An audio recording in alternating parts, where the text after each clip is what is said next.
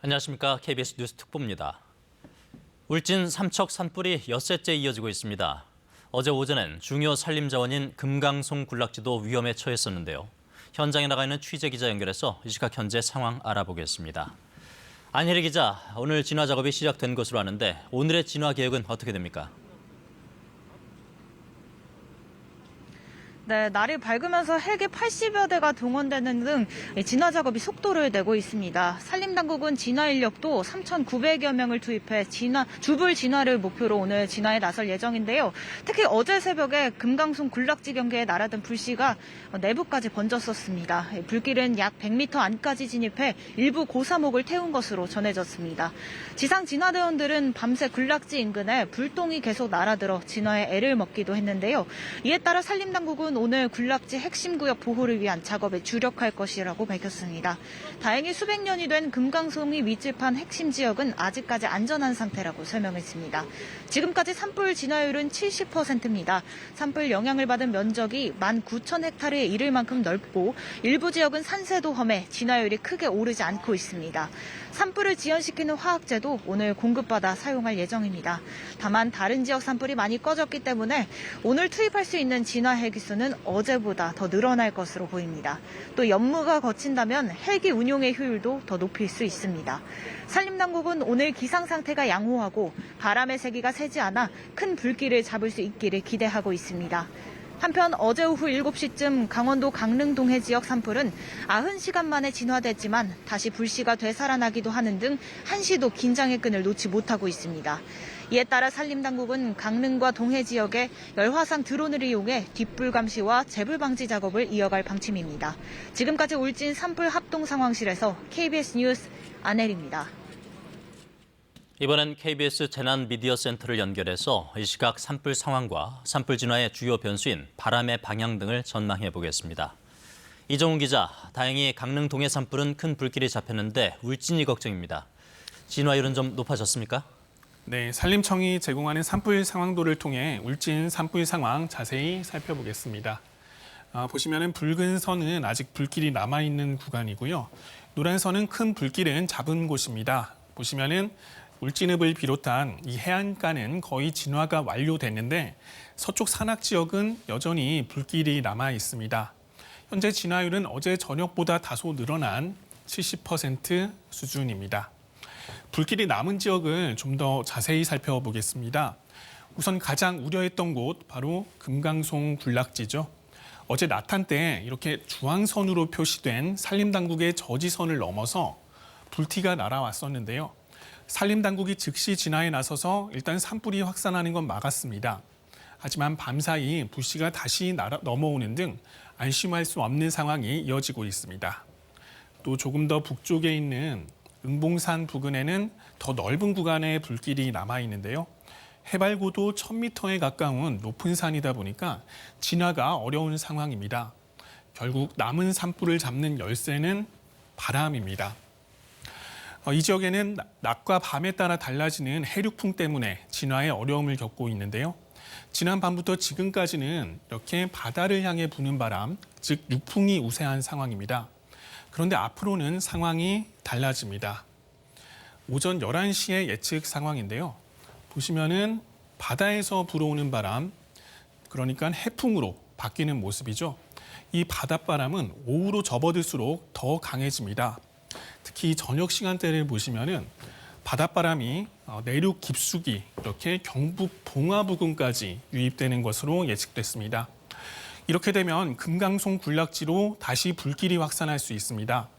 이 때문에 산림당국은 오전 중에 이 지역의 불길을 잡는 데 주력할 계획입니다. 불길이 남은 지역이 워낙 넓다 보니까 산림당국도 산불 장기화에 대비하는 분위기인데 얼마나 더 길어질까요? 네, 국지적인 해륙풍이 진화의 발목을 잡고 있는데 더 센 바람이 예보돼 있습니다. 금요일부터는 우리나라 남쪽에 고기압이, 북쪽에 저기압이 위치하게 됩니다. 양간지풍이 불 때와 비슷한 기압 배치인데요. 이렇게 되면 해륙풍 대신 다시 종일 강한 서풍이 불 수 있습니다. 울진 산불 진화, 결국 마지노선은 금요일입니다. 만약 진화가 더 늦어지면 일요일 비 예보를 기다릴 수밖에 없습니다. 울진을 포함해 전국에 비가 예보됐는데 많은 비가 올지는 아직 불확실합니다. 최악의 피해를 불러온 2000년 동해안 산불은 열흘 만에 내린 비에 진압됐죠. 만약 이번 산불이 일요일까지 이어진다면 더 큰 피해가 불가피할 것으로 우려됩니다. 지금까지 재난미디어센터에서 전해드렸습니다. 이번엔 조금 전 끝난 울진 산불 관련 산림청의 오전 공식 브리핑을 들으시겠습니다. 어제 야간 작업도 좀 진전이 상당히 있었습니다. 그래서 진화율은 어제 65%를 말씀드렸는데 한 야간 작업으로 70%까지 진화율을 높였다, 이런 말씀을 먼저 드립니다. 좀 피해 현황은 이쪽 서쪽 화선이 좀 강하고 이쪽 서쪽으로 좀 진척이 좀 많이 돼서 어제 저녁보다 250헥타르가 더 늘어난 18,671헥타가 영향구역이 되겠습니다. 피해는 이제 주택이 285채 등 한 건물이 조금 더 발견돼서 410개 동이 소실이 된 걸로 보고가 됐고요. 대피 인력이 요게 어제보다 좀 더 늘었습니다. 좀 늘었는데 요거는 429명인데 요거는 삼척 지역, 요 사공리 요쪽 진화 작업 때문에 삼척 지역 사공리 주민을 대피시킨 결과입니다. 어젯밤에 좀 비상 상황이 한 건이 있었습니다. 그거는 이 울진 소강리 금강송 보호구역에 바깥에 있던 화선이 어제 저녁에 좀 침입을 했습니다. 한 건이 더.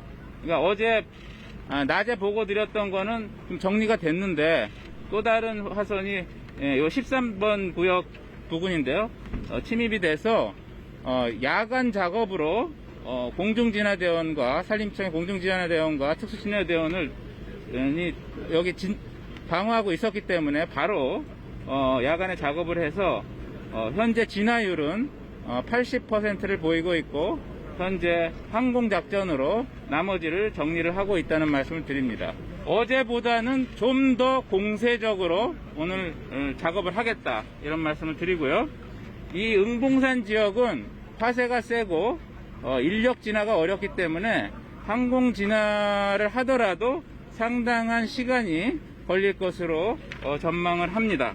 진화 효율을 높이기 위해서 이쪽에 진화 작업을 해서 마치는 대로 진화 자원 헬기를 이쪽에 투입을 해서 진화 효율을 높여 나가겠다는 말씀을 드리고요.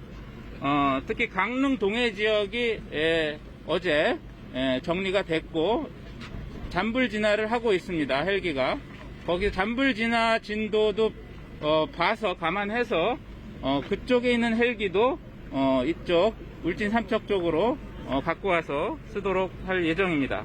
잔불이 곳곳에 남아있기 때문에 이제 주민들이 안전하다고 판단하고 이제 복귀한 주민들이 많습니다. 근데 그 주위에 잔불이 남아있기 때문에 이 잔불을 정리하고 관리하고 감시하는 이 작업도 굉장히 중요합니다. 그래서 요구에도 울진에서 시작한 산불이 엿새째 이어지는 가운데 위험을 무릅쓴 산불과의 사투가 계속되고 있습니다. 땅에서는 산림청과 소방대원들이, 하늘에선 헬기 조종사들이 밤낮을 가리지 않고 진화 작업을 이어가고 있습니다. 이나라 기자가 이들을 만났습니다.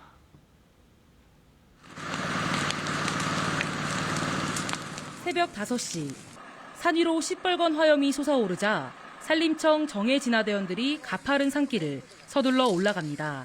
자, 물 올려주세요. 숨고를 새도 없이 불길을 잡기 위해 물을 뿌리고 갈고리로 불씨 제거에 나섭니다.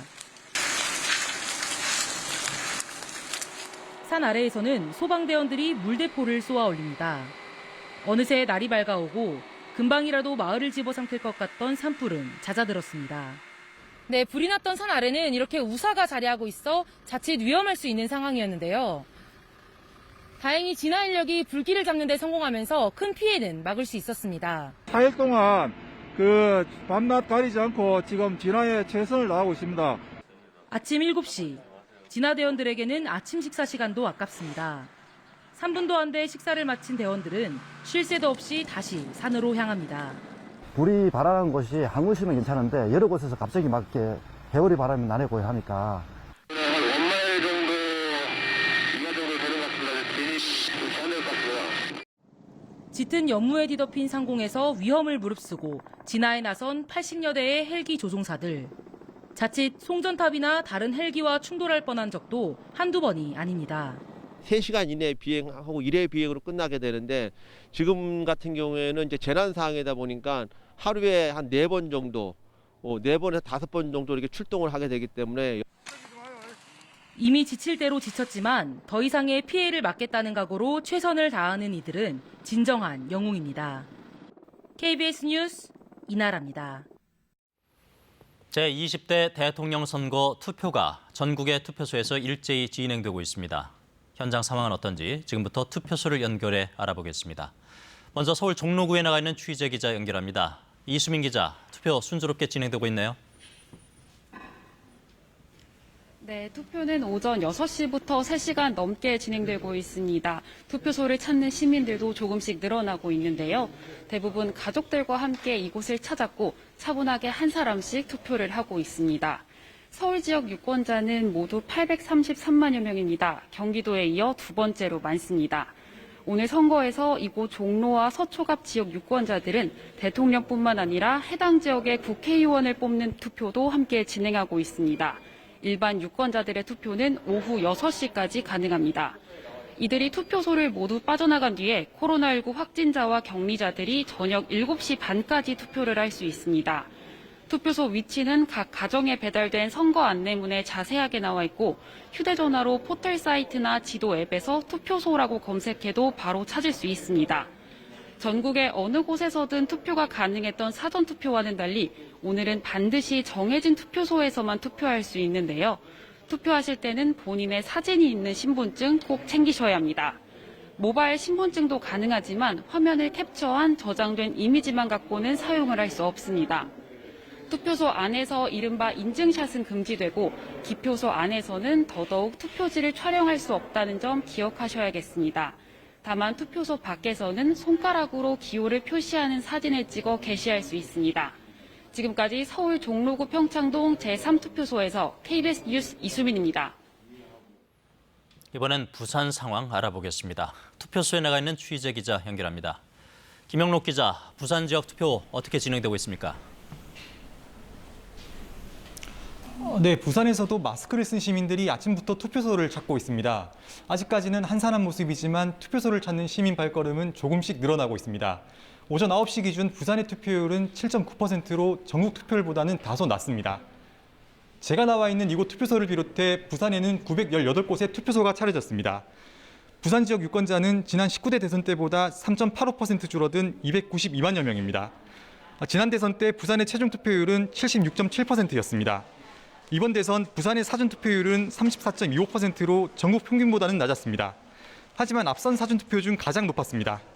그런 만큼 최종 투표율 역시 부산도 역대 최고 기록이 예상됩니다. 이번 대선 과정에서 여야 양강 후보들은 공직 선거운동 기간에만 3차례씩 부산을 찾아 유세하고 지지층 결집을 위해 마지막까지 투표를 독려했습니다. 코로나19 확진과 격리 유권자도 소중한 한 표 행사하셔야 할 텐데요. 다른 지역과 마찬가지로 오후 6시부터 7시 반까지 관할 투표소를 방문하시면 됩니다. 투표가 마무리되면 부산 16곳 개표소에서 투표함 개봉과 함께 개표 작업이 시작됩니다. 지금까지 부산 장전이동 제4투표소에서 KBS 뉴스 김영록입니다. 이번엔 사전 투표율이 가장 높았던 전남과 광주 상황 알아보겠습니다. 광주광역시 서구문화센터에 취재 기자 나가 있습니다. 민소훈 기자, 광주 전남 지역 투표 상황 전해주시죠. 네, 저는 지금 광주 금호 이동 제5투표소에 나와 있습니다. 시간이 지날수록 투표소를 찾는 유권자들의 발길이 늘고 있습니다. 광주 전남에서도 오전 6시부터 일제히 투표가 시작됐는데요. 오전 9시 기준 광주의 투표율은 6.5%, 전남은 6.1%의 투표율로 전국 평균 8.1%보다 낮은 것으로 집계됐습니다. 광주 전남 지역에는 섬 지역 투표소 81곳을 포함해 모두 1,229곳의 투표소가 설치됐습니다. 유권자는 광주가 120만여 명, 전남이 158만여 명으로 합쳐서 278만여 명, 전국 유권자의 6.3% 정도 됩니다. 이곳 광주와 전남은 역대 선거에서 다른 지역에 비해 상대적으로 높은 투표율을 보여왔습니다. 지난 4일과 5일 치러진 사전투표에서도 다시 한번 높은 투표 열기가 확인됐는데요.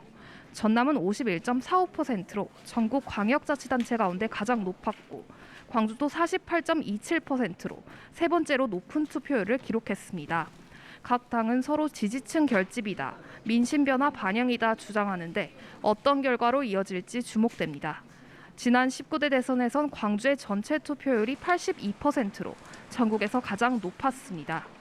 투표가 끝나면 광주 5곳, 전남은 22곳 등 각 시군구에 마련된 개표소에서 개표가 이뤄질 예정입니다. 지금까지 광주 서구 문화센터 투표소에서 KBS 뉴스 민소은입니다. 이번엔 산불로 큰 피해를 입은 지역이죠. 경북 울진의 투표 현장에 나가 있는 취재 기자 연결해 보겠습니다. 주현재 기자, 현장 상황은 어떻습니까?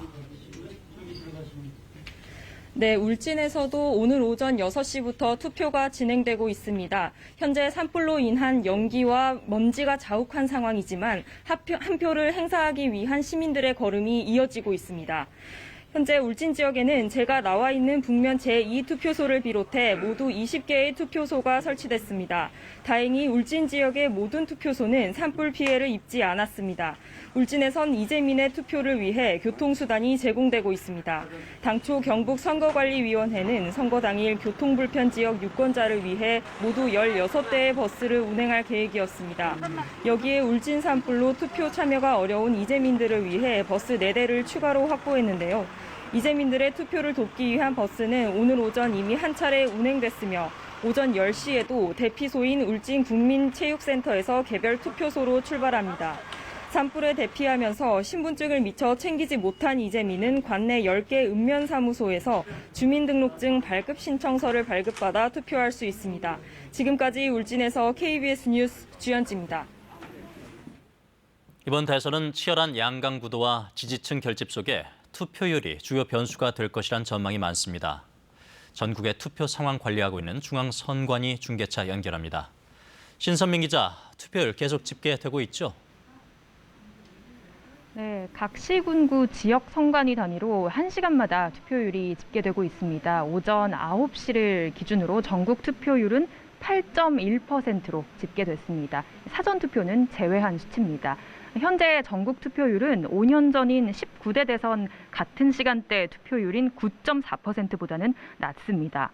지역별로 보면 대구가 9.7%로 가장 높고 경기도와 제주가 각각 8.9%로 뒤를 이었습니다. 이번 대선 사전투표율은 36.93%로 역대 최고치였죠. 사전투표율만 따지면 5년 전 대선에 비해 유권자 10%가 이미 더 투표한 셈이라서 오늘 최종 투표율이 80%를 넘길 수 있다는 전망도 나오고 있습니다. 가장 궁금한 건 선거 결과인데 언제쯤 윤곽이 드러날까요? 오늘 투표 마감 시각이 오후 6시가 아닌 저녁 7시 반이라는 점을 감안을 해야 합니다. 특히 코로나19 확진자와 격리자들이 제일 마지막에 투표를 하는데 이들까지 마지막으로 투표를 한 뒤에 이 투표함이 개표소로 이동하게 됩니다. 그래서 저녁 8시를 전후해야 첫 개표가 시작될 것으로 보이고요. 당선인 윤곽은 자정 정도쯤 확인할 수 있을 것으로 보입니다.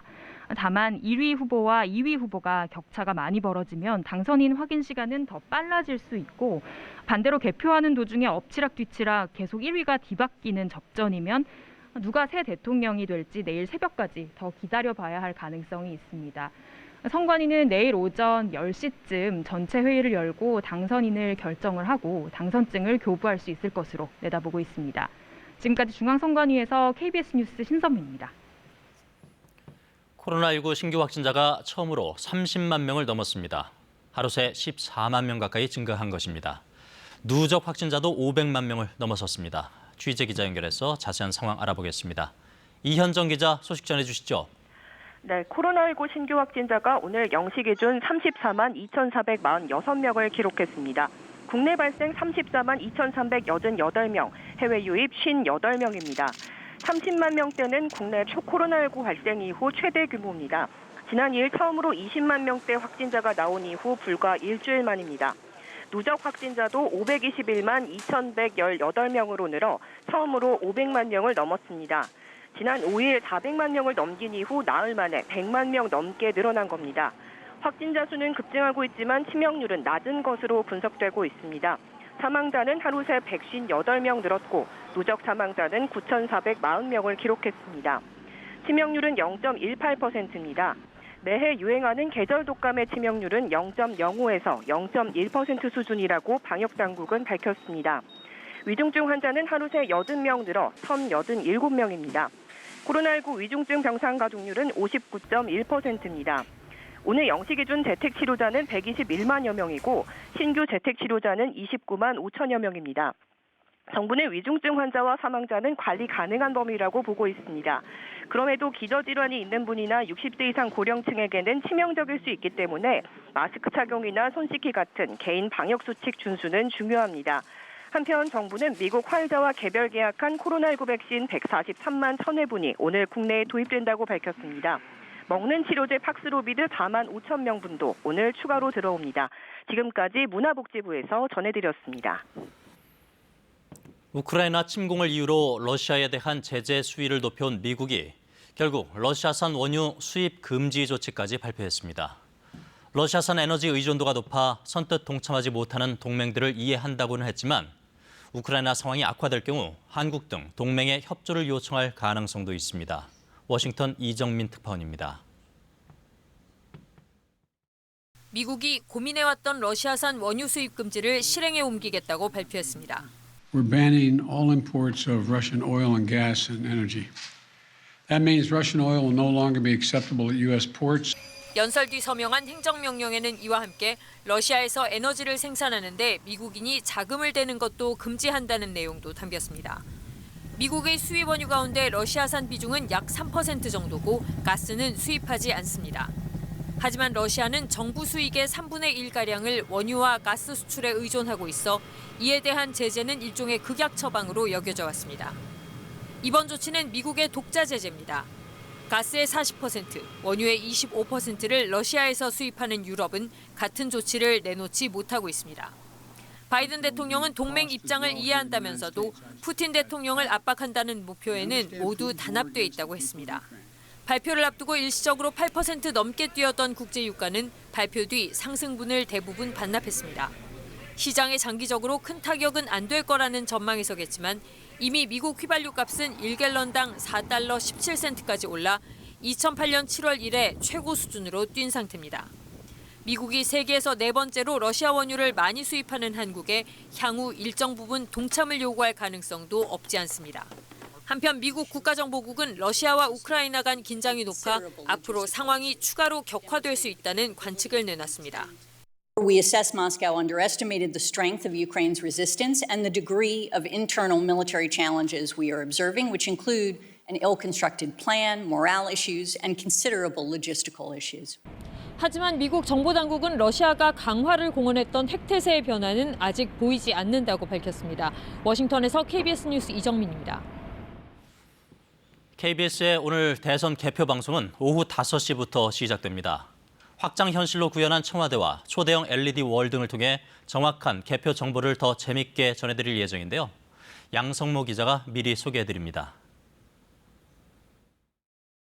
24m LED 월이 스튜디오를 가득 채웁니다. KBS 사옥 밖에는 대형 야외 세트가 들어섰습니다. 높이 555m, 123층의 국내 최고층 건물인 롯데월드 타워와 농구 경기장 4배 크기의 코엑스 K-팝 스퀘어 전광판도 선거 정보를 전달하는 실시간 상황판으로 변신합니다. 확장 현실 속 청와대는 현실과 가상의 경계를 허물 만큼 정교하게 구현됐습니다. 보통 개표 방송은 방송 기술의 경연장이거든요. 저희는 최첨단 방송 기술을 활용한 5원 생중계를 통해서 정확한 정보를 보다 입체적이고 그리고 시원한 화면을 통해 전달해 드리도록 하겠습니다. 선거 방송의 백미 출구조사는 확진자와 격리자 투표가 끝나는 저녁 7시 30분 발표됩니다. 조사원 1,900여 명이 투입돼 전국 330여 개 투표소에서 실시되는 이번 출구조사에서는 민심의 이면을 들여다볼 수 있는 심층 출구조사가 함께 진행됩니다. 어떠한 환경에 있는 투표자들이 어떠한 투표 행위를 했고 특정 후보를 지지하거나 또는 특정 후보를 지지하지 않았던 그런 그룹들이 가지고 있는 어떤 특성들이 무엇인가 이런 것들을 함께 물어보는 실제와 똑같이 만들어진 스튜디오와 진행자로 등장하는 아바타. KBS 메타버스 개표 방송에 오신 걸 환영합니다. 세계 최초로 시도되는 메타버스 개표 방송은 오후 4시 30분부터 시작합니다. 음성을 통한 대화를 할 수 있기 때문에 좀 더 컨텐츠에 몰입할 수 있고 TV 화면에서 일방향성으로 제공되던 정보가 직접 참여함으로써 양방향 소통이 가능하다는 그 점이 좀 메타버스의 매력이라고 생각합니다. KBS 개표 방송은 오늘 오후 5시부터 1TV와 KBS 홈페이지, 주요 포털과 유튜브 등을 통해 방송됩니다. KBS 뉴스 양성모입니다. 대통령 선거가 치러지는 오늘은 전국이 맑은 가운데 낮 동안 4월 상순에 해당하는 따뜻한 봄 날씨를 보이겠습니다. 한낮에 서울이 15도, 대구가 18도, 광주가 19도로 평년 이맘때 기온을 3도에서 8도 정도 웃돌겠습니다. 오늘도 건조한 날씨는 이어집니다.